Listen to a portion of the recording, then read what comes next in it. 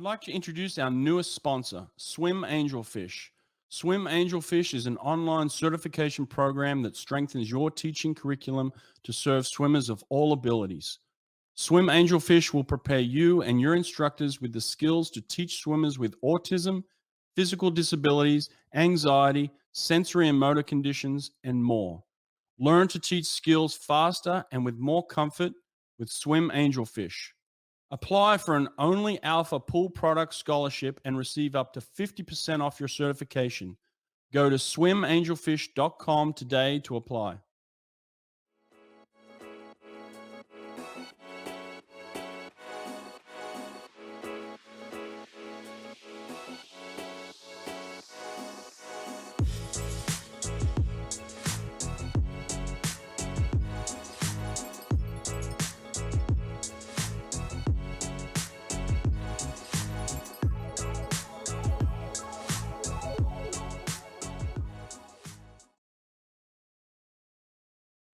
Looking to host your first swim meet or replacing an old timing system? Run a swim meet with ease from your laptop using Superior Swim Timing. You can use Superior Swim Timing with your existing equipment, or they can provide you with a complete timing solution, including deck harnesses, buttons, and starter. SST is fully compatible with Hy-Tek and Team Unify, as well as Colorado, Daktronics, and Amiga touchpads. Go to superiorswimtiming.com to learn more and be sure to tell them I sent you.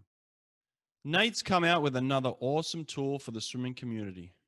It's called Swim Nerd Live, and it allows the data and times from your actual scoreboard to be broadcast and viewed in real time on any smart TV, phone, or other device. It has all the information you're looking for: event, heat, lane, name of swimmer, times, and places. One click on any device and they're watching your swim meet live in real time. Go to swimpractice.com to learn more.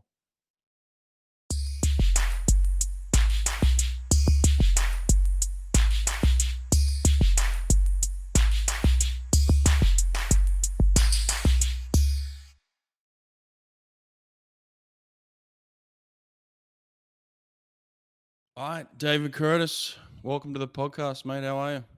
I'm good, thank you. Where are you coming from right now? I'm actually coming from a team meeting post one of our practices. Right now, the practice went well. Awesome. So you've been at NC State now for how long? About 5 weeks? Yeah, 5-6 weeks, including my move-in. Right. Now, as a freshman, when you're on, before that, when you're on these recruiting trips and you get an idea of the team, the excitement, is it living up to everything you thought it might be in the first 6 weeks? 100%. I mean, what they gave me on my recruiting trip is what I got. The second I stepped on the campus, it was almost like I was on my recruiting visit because I loved my recruiting visit so much, and it just felt like home. I mean, the biggest worry that I was having was jumping into a program that either wouldn't work for me or just it didn't really fit with my values. But right off the bat, they established the familial relationship that they had promised, the team relationship, the bonding that they had promised on my recruiting trip. Now, you're walking into one of the top men's teams in the country as well, but you've also got a recruiting class, a freshman class that's pretty stacked. Talk to us about some of your freshman teammates. They're all insane. At times, they make me feel like I'm an age grouper myself, which is kind of fun. But practicing with them and being in the same environment not only is a blessing, but it's also really, really good because I'm coming from a program that was relatively small. Didn't really have somebody that was significantly faster than me in different aspects. So being able to come in with the class, not only being one of the fastest in history, but also working with a team at the caliber of NC State is definitely benefiting me, not only mentally while training, but also physically because I'm being pushed by somebody. Right. Yeah. Give us a couple of guys that have really impressed you on the freshman side right now, guys that you may not have known before. I've primarily practiced with Aiden Hayes and Arsenio Bustos. Right. Um, Arsenio's been a great adversary for me in the breaststroke side. I've been working pretty heavily on improving my 100 breaststroke with Braden, and so far so good. Aiden Hayes has been pushing me a lot mentally, especially when I start to back down. He'll be that voice of encouragement, saying, "Hey, get back up there, start going faster." And he's also right next to me a lot of the time, pushing me through all of the sets that we do. So definitely having those two people have benefited me in both my primary stroke, which is the 50, 100 freestyle, and also helping me expand into the other events like the 100 breaststroke. Awesome, 100 breast. Okay, I didn't even know that about you. So that's pretty cool. I mean, I don't know everything about you, so that's why we're talking today, but obviously massive buzz about you and your sprinting abilities. Let's go back to just before you got to college and kind of the Olympic trials and that experience. How was that whole thing, the lead up for that? Obviously a lot of talk about you, a lot of pressure. How do you feel like you went? How'd you handle it? What was your experience like? My experience, it was overall good. Despite me not performing at the level that I know I could have and should have, it was a great experience because I've been to World Juniors, but I've never been to meet something at something like that. Just the caliber and the magnitude was just way I could not have prepped for that in any way. And getting that one Olympic trials under my belt and finaling in my first one as well definitely is going to be a great tool for me going into Paris 2024. Yeah, man, I'll be honest with you. There was a lot of talk about who's going to be the guys, who represent the US. And there's a lot of people like me, big mouths like me, that were out there picking people and, giving opinions and all that. And I hope you didn't get caught up in any of that noise, but it was certainly a buzz. But, I'll be honest, I didn't pick you to make the team itself because as a guy that swum the 50 free, I understand, and also been at Olympic trials for Australia and how cutthroat it is. I understand that you just cannot make a mistake in that environment, and you've got to be so composed. And I just didn't know much about you, but I knew you competitors. I knew you were in a tough field of guys. But I honestly felt like I just didn't feel like you may have been ready at that point in time. Now, certainly you could have done something and proved me wrong, but it is a very pressure packed situation. It's very difficult to perform at your best at the Olympic Hmm. trials, isn't it? Yeah, definitely going to the Olympic trials. I thought I had it all down. In terms of the mental game, I was nowhere close to it. Physically, I believe I was there, but definitely the different aspects of the Olympic trials, from the lights to the crowds to the cameras to just all the attention that was being gathered around that meet, definitely got to me. And a lot of things regarding my race, again, you said perfect race is required in the 50 freestyle to go places. But yeah, that those factors definitely deteriorated my race significantly. I had trouble um, finding myself and finding that raw speed that I've been able to find in other scenarios where I was more comfortable. And Mm. again, trials was definitely a good experience because I was extremely uncomfortable. I felt very out of my element, like I was intruding in somebody else's house. And now having that going into the next Olympic trials, I should feel more at home, hopefully. Listen, you will, and that's a very mature response that you just gave me. To For someone to be that kind of reflective and able to communicate that effectively, like you just did, it took me many years to get to that point. So you're way ahead of the curve in that sense. I felt it when I was under pressure like that for a 50 freestyle. I felt it certainly before I got to the pool. I was very, very nervous. When I got to the pool, at times it was difficult for me to warm up. Things didn't feel like they were clicking. I just didn't feel comfortable. So I knew it way before I kind of got to the ready room. And then when you dive in and things just feel off, you know it from the get go kind of thing. So it kind of happens way before you get to the race, right? Yeah, I the weird thing is for my Olympic trials experience, I felt fantastic in the pool. Mm. Prior to flying out to Omaha, I was holding times that I'd never held before. I was doing things that gave the sign that I was ready for this meet. Hmm. which is why I think my body was physically ready. But it's when I got up to the blocks and when I got ready for the race, things started to deteriorate because I started thinking, that's Michael Andrew and Caleb Dressel standing right next to me. Hmm. And I'm about to race quite literally the fastest human to ever live in the sport. And just those type of intruding thoughts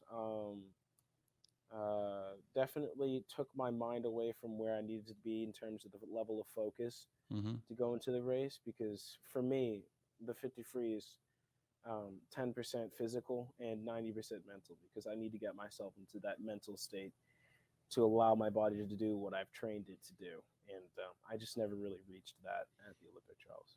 And the best mental state for you, and it's different for all sprinters. Some sprinters need to be kind of hyped up, slapping themselves. Others need to be relaxed. What is the best state for you, you feel? The best state for me when I swim the 50 free is something as close to like a blackout. I Hmm. listen to music, I relax, I get my heart rate as low as possible, lots of deep breathing, no mental reflection at all. Just basically no thoughts, nothing, just complete body overdrive. And the way that I do that is listening to music and trying to relax my body and breathing as much as possible.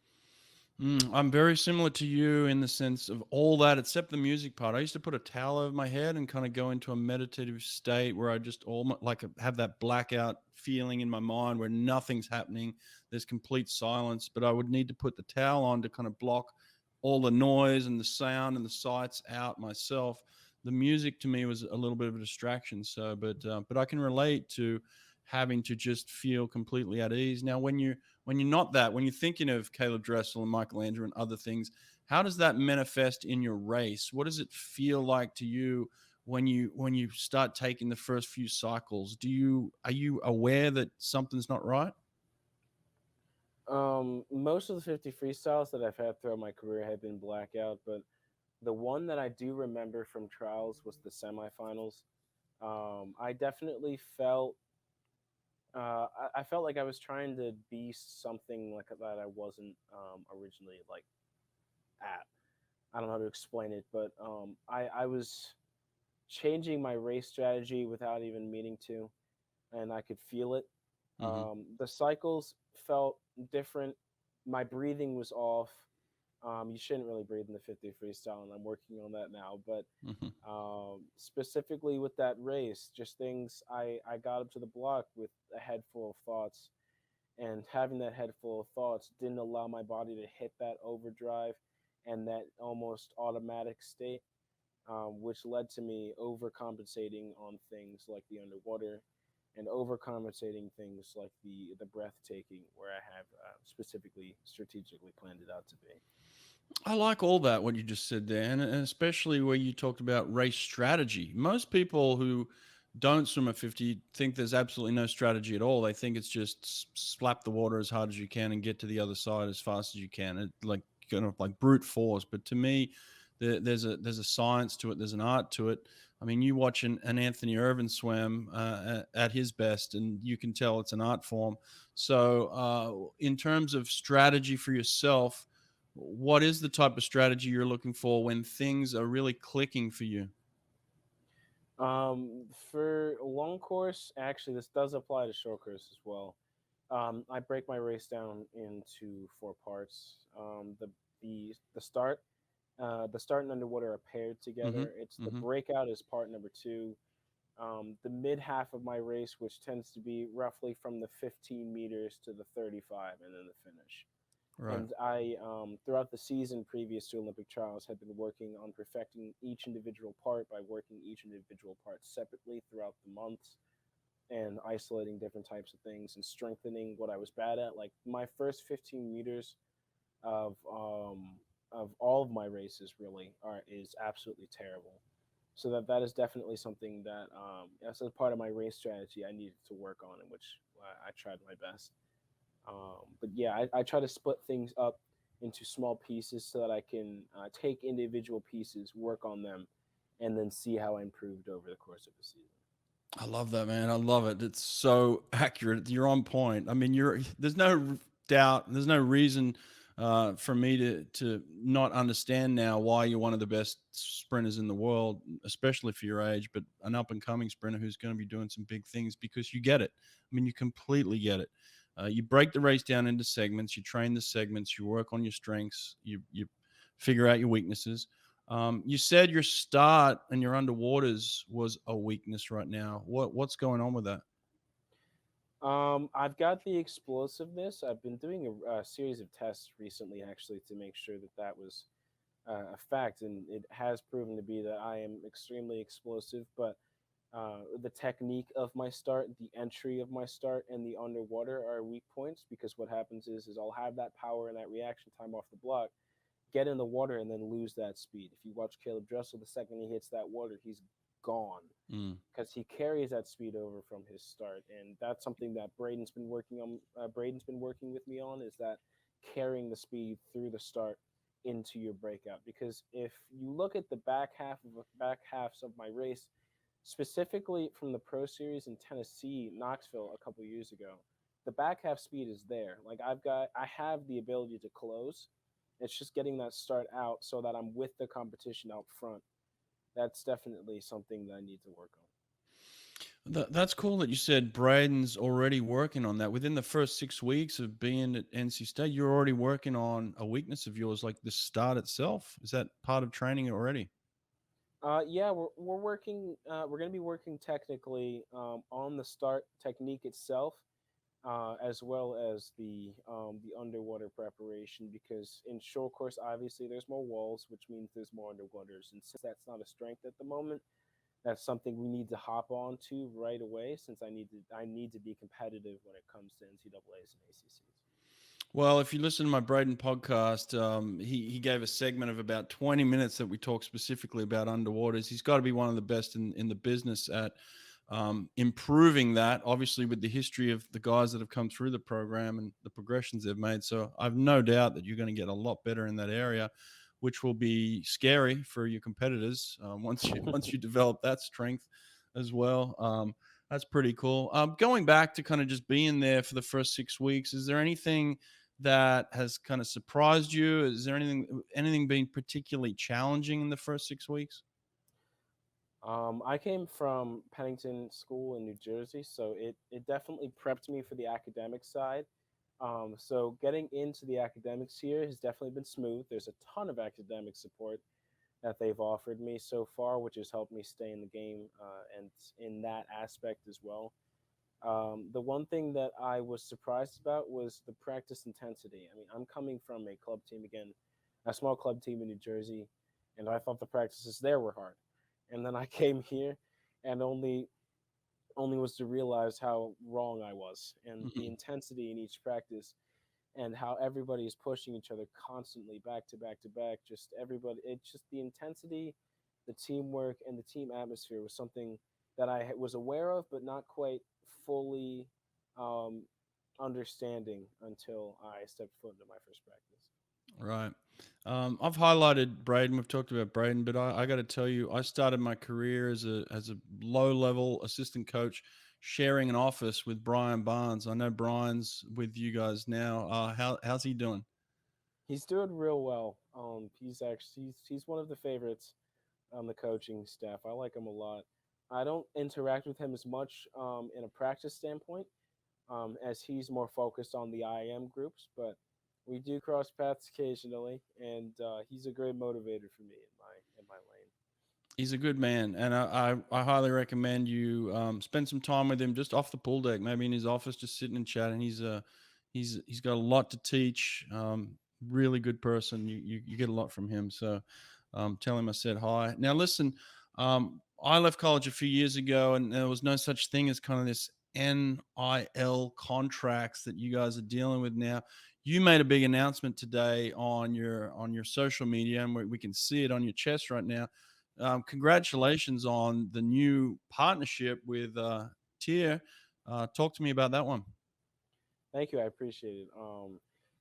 Through the past couple of weeks, I've been working alongside multiple companies trying to figure out which company would want to support me as an athlete, and which company that I'd want to support as a student athlete national team member. And uh, through lots and tons of investigation, it came down to the option of Tier. Tier has offered me a great platform to promote myself and promote the sport and their products, which is a blessing to me because I'm not gonna lie, this is kind of my dream to be able to be working with a company like this, and to be able to work with a company at such a high caliber is not only going to help me um, collegiately, but in the long run, when it turns out to be Paris 2024 time, I'll be able to have a company that's going to have my back as I go into that meet.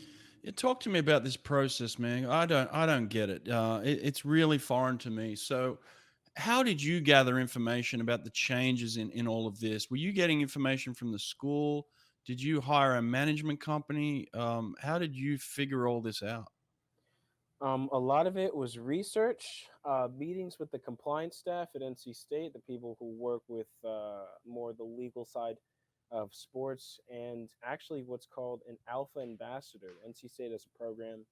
I'm the team ambassador for the swim team, and a committee that works on discovering and learning more about NIL opportunities so that athletes can benefit off of their own name, image, and likeness. It's incredible to me. So, do you have a manager? I do. It's my dad. Okay. Okay, your dad. Okay, it's yeah. Yeah. A couple of guys are using their parents, which is fantastic. I mean, first of all, that you have parents capable of negotiating deals for you is awesome. But then you get to keep it in the family too. So Yeah, really my nice. dad's an accountant, so he knows Okay, what he's doing. he knows the money side of it. So did you approach Tier or did they approach you? How did it end up that you ended, being an ambassador? I actually just started reaching out to companies, not really expecting anything back, but pleasantly surprised when I did receive responses from several companies. I just went about just kind of saying, well, here's what I'm, here's where I'm at. I want to represent a company uh, in my swimming career, and let me know if you guys have any thoughts and if you are interested in working with me. And Tier was one of the companies that got back to me, and it ended up working out. You're surprised. I'm not surprised, man. You're a beast. One of the fastest guys in the world. Extremely intelligent. Can put two words together really well. You'd be a great ambassador for any company. So I'd imagine they'd be tripping over. But you signed a great deal with a great company. So congratulations on that. Now, I understand you've got an announcement tomorrow, which is tomorrow. We're not going to release this podcast until after this announcement, so we're free to talk about it now. I'm certainly not going to jump the gun on that, but talk to me about what's going on tomorrow. I actually have signed a partnership with GoSwim TV. Hmm. GoSwim TV, if you don't know, is the technique database that runs in conjunction with USA Swimming. They make technique videos to help better the sport of swimming, educate swimmers on better technique, and obviously in the process make them faster. I'm being flown out to Arizona tomorrow throughout the weekend to do some filming on my own course of technique, which should come out. I'm not sure when it should come out, but I'm sure there'll be a release date in the future. That's awesome. Congratulations on that. Great company as well to be associated with. Now, you talk about flying out tomorrow. So today is Wednesday, means you're flying out Thursday. How do you approach your coaches and say, hey, coach, I got a deal. I got to take a few days off? Throughout this entire process regarding tier and GoSwim TV, I've made sure that the coaches, my parents, compliance staff, and any and all trainers, including my academic coordinator, have been in the loop so they understand where I'm at, where the possibilities of me being absent are, and when that's going to happen. So they have not been in the dark at all. So they were very respectful and accommodating, actually, surprisingly, um, of me taking this deal with GoSwim TV, which is honestly again another blessing because they could have easily just said no. Hmm. But being able to work with these companies, but then also have the coaches supporting you and giving you the resources you need to complete and make these deals makes not only my job easier or my dad's job easier, but it makes this whole process interesting and fun. Right. Now, doesn't NC State have a swimsuit deal with a company? They do. They're currently partnered with Arena Adidas for apparel. The specifics of that are when I'm representing NC State in any dual meet NCAA championships or any meet regarding NC State's involvement where I'm on that team, I'll be representing Arena and Adidas accordingly. And any other opportunity that I have, like now, or say I go to a pro series or I go back home to any club meet, I will be representing Tier in person and on social media.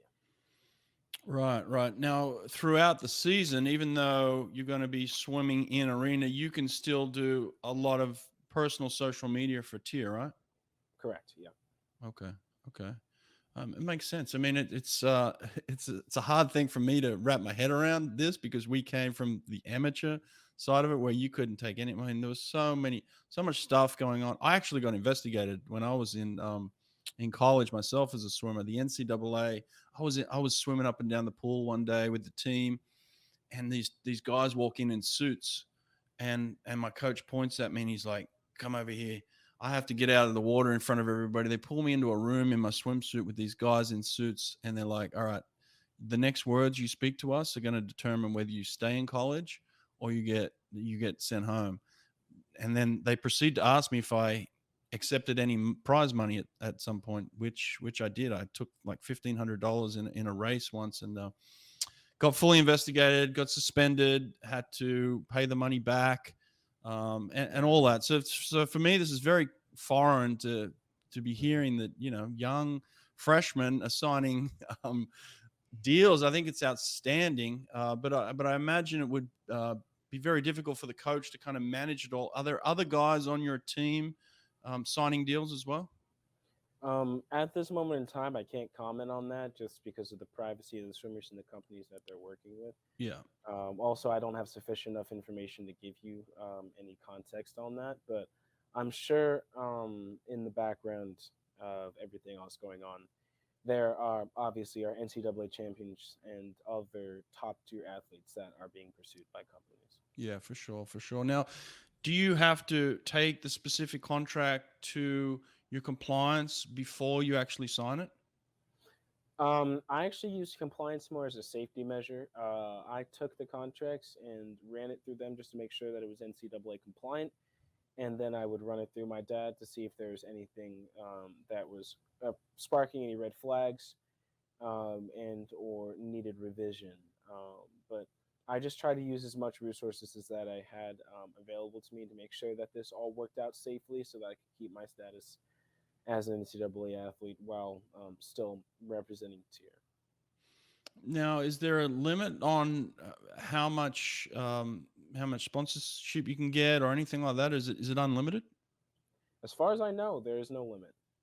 Wow, wow, that'd be crazy. Imagine, and this applies to all sports, right? I mean, football all the way down. I'd I imagine the believe football players are signing some contracts too. Yep, I believe this is just NCAA worldwide. Wow, that's amazing. It's incredible. Well, congratulations on that. What's the next few weeks look like for you in term? When do you start competing for NC State? We've got to meet next week at UNC. So that's going to be the first test to see where I am in terms of the racing aspect. We race in Speedos, and this is going to be the first time I've ever raced in a Speedo. So there's a lot of things that are going to be thrown at me that I'm not sure how I'm going to react to yet. But it's gonna be an interesting experience as we start going through our meet season, training amps up, and obviously the competition starts heating up before we get closer and closer to NCAA's. Well, speedos is a term, really, isn't it? It's not a swimsuit that you're actually going to wear. It's Briefs, yeah, yes, briefs. Yeah, we have to change the language now. Everybody's in these different swimsuits, yeah. but yeah, that's interesting. So you said you were obviously going to concentrate on the sprint freestyles, the 50, the 100, and then the 100 breast is going to be your third event primarily. As of right now, that's what it looks like it's going to try to be. I'm not fantastic at the breaststroke yet, so we're trying to figure out where I'm going to fit within my third event. The 1500 freestyle are heavy focuses in terms of relay potential, I'm assuming, in the long run, and then obviously the individuals. But having that third event, I found a knack for breaststroke, specifically in the 50, and I should hopefully I'm going to be able to have that back 50 as well. Hence why we're working on the 100 breaststroke to kind of see where it takes us. Right, nice. What are your best times in your sprint-free short course yards right now? Best times overall. Yeah, what's your best? My best in the 50 freestyle is 19.1.1, and my best in the 100 freestyle is 42.80. Very nice, very nice. What do you think you've got to improve? You've obviously got some top end speed. Where have you got to improve in your 100? I've got to improve on the rate of speed and the turnover of my strokes. As I said before, my underwaters and starts are lacking, so that's definitely a point of concern that I have, that we're currently remedying. But as I've been watching more and more NCAA races, I realize the importance of underwaters and how much I need to get on that train. And by strengthening that every day in practice, but then also working on the hand speed, I think it's going to positively translate not only into the 100 freestyle, but into every other race that I have. Now, did you lift weights before you got to college? Yes, I did. Okay. What was it? What did it look like before you got there? We did with Dave Tees. He's my trainer back at home in New Jersey. We did a lot of speed training and speed endurance, ropes, lots of jumps, hurdle jumps. We did deadlifting, basic, but basic workouts, but made to be more swim specific. Mm-hmm. So he'd take, say, a model workout and then work individual parts of that workout, so that it would be more swim specific. Say something I needed to work more on core strength and underwater. So he'd manipulate the bands into a workout that I'd be able to do full body weight, working solely on the core strength and the endurance that I have in that. So he'd be able to take different pieces and put them together to make one final product. All right. Now, what about your strength program at NC State so far? How's that looked? It's looking really good. I've never enjoyed not only swimming but working out this much in my entire life, and being out of the pool is a very big gauge for me. I personally believe the best way to find where I'm at is out of the pool in the weight room, because that's what I enjoy the most. But being able to have the resources, the recovery, and the training staff that I do at NC State is making me super optimistic of what's to come for NCAA's, because I am doing things that I'm not good at and doing things that I've never done before, which means there's room for progression. Right. What were your thoughts on Noah Ponte leaving, going home? I mean, was he just homesick? I again, for the privacy of Noe, I'm not going to comment too much on the reason that he left. I'm pretty sad that he did end up leaving, but again, it's his choice, and what he made that choice, with his best in mind, and I respect that. Yeah, that's fair enough. That's fair enough. I like that too. Well, what else? I guess, I mean, I appreciate your time today and going into all this. It sounds like you got a massive future. It sounds like you're at the right place. You sound very happy. Signing contracts, swimming fast, working hard, great coaches around you, great team. Is this a team you feel like that can contend for the national championship this year, or are you still building to that? I think it's a little bit too early to gauge that. We're only 6 weeks in, and we are still trying to figure out the ropes and get ourselves on our feet before we start getting into that contention phase. Yes, with the additions that we have to the team and the people coming back and the fifth years, it is a possibility. Are we at that place right now? No. And will we be at that place in 6 weeks? No. It's a matter of time before we start realizing where we are and how we need to get to that ultimate goal of winning an NCAA championship. And I do believe it's possible. We've got a lot of work to go. Well, listen, man, you got a great head on your shoulders. You speak very well. Obviously, you've got the swimming down, and that's going to get better and better. I'm a fan from a distance, so keep doing what you're doing. Good luck to you. I'm excited to see what the season brings, and also leading up for the next 3 years to Paris, man. You're going to be an absolute contender in 3 years. So keep it up, all right? I appreciate it. All right, David, take care.